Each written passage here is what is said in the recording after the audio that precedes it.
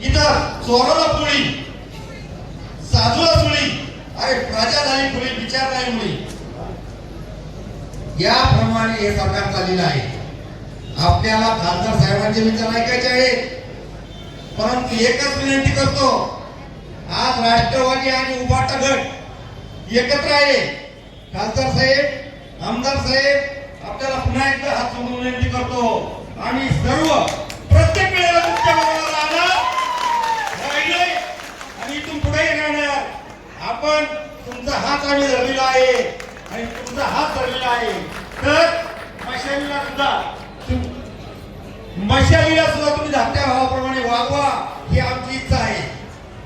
ज्या वेळेला पृथ्वीवर अनेक पाप होतात त्यावेळेला परमेश्वराला अवतार घ्यावा लागतो.